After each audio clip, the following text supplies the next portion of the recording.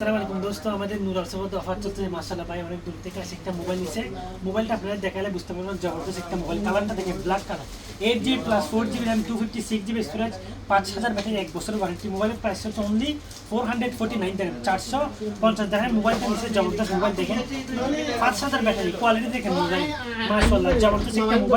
mobile তো দিছে 450 টাকা 1 বছর ওয়ারেন্টির সাথে গিফট কি দিছে দেখেন একটা P9 এর ওয়্যারলেস ব্লুটুথ দিছি তারপরে একটা স্মার্ট ওয়াচ দিছি